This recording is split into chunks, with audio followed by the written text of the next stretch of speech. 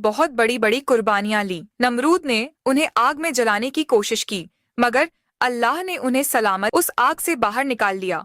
जब हजरत इब्राहिम अपने घर वापस लौटे तो उनके वालिद ने उनसे कहा, ए इब्राहिम, अगर तुम अपने अल्लाह को नहीं छोड़ते तो मेरे घर से निकल जाओ। हजरत इब्राहिम अलैहिस्सलाम ने बिना किसी शिकवा के अपना घर छोड़ दिया और मिस्र की जानिब रवाना हो गए। जब मिस्र के बादशाह को यकीन हो गया कि इब्राहिम अल्लाह के नबी हैं, तो उसने अपनी बेटी हजरत हाजरा का निकाह इब्राहिम से कर दिया। इसके बाद हजरत इब्राहिम अपनी बीवी हाजरा को लेकर फिलिस्तीन चले गए और वहीं रहने लगे। हजरत इब्राहिम की कोई औलाद नहीं थी, इसलिए वह दिन रात अल्लाह से दुआ करते रहते, ऐ मेरे रब, मुझे एक नेक और फरमाबरदार बेटा अता फरमा। सालों गुजरते गए लेकिन बेटा नहीं हुआ। उम्र भी ढलती चली गई, मगर दिल में उम्मीद बाकी रही।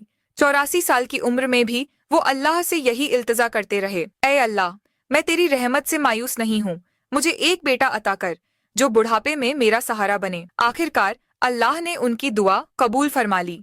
84 साल की उम्र में हजरत इब्राहिम को एक प्यारा सा बेटा हुआ। उन्होंने उसका नाम इस्माइल रखा। आप अंदाजा लगाइए, एक बाप जिसने 84 साल की उम्र में बेटा पाया हो, उसकी मोहब्बत उस बेटे से कितनी होगी। वो हर वक्त उसे सीने से लगाए रखते, चूमते, कंधों पर बिठाकर बाजारों में फिराते, उसके साथ खेलते और हंसी करते।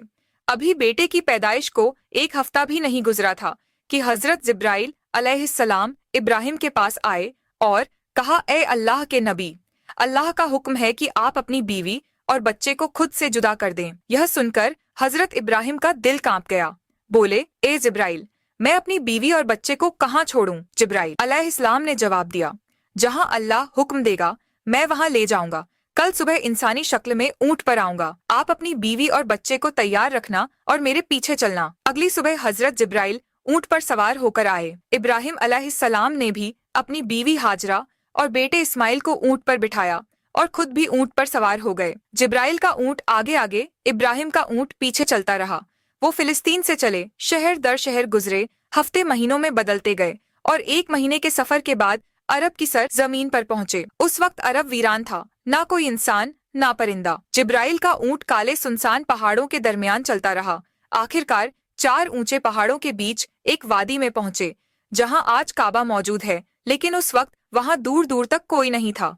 जिब्राइल ने ऊंट रोका और कहा, ए इब्राहिम, अल्लाह का हुक्म है कि आप अपनी बीवी और बेटे को यहीं उतार दें और खुद वापस चले जाएं। यह सुनते ही हजरत इब्राहिम अलैहिस्सलाम का दिल कांप उठा। वो वही इब्राहिम थे जो आग में फेंके जाने पर भी खामोश खड़े रहे थे और सिर्फ इतना कहा था, मेरा रब मेरे लिए काफी है। मगर आज जब जिब्राइल अलैहिस्सलाम ने उन्हें कहा कि अपनी बीवी और बच्चे को इस सुनसान जगह पर छोड़ दो, तो इब्राहिम अलैहिस्सलाम बेचैन हो उठे।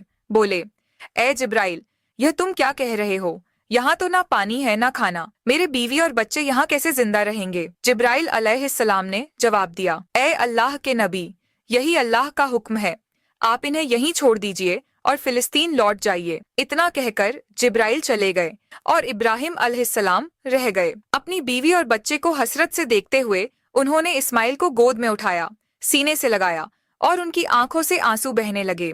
शायद Quran Start is an application where you can learn to read the Quran very quickly using simple methods. Quran Start is free, without advertisement, without registration.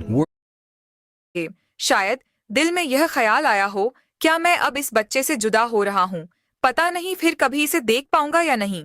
उन्होंने जल्दी से लकड़ियां इकट्ठा करके एक छोटी सी झोपड़ी बनाई और अपनी बीवी और बेटे को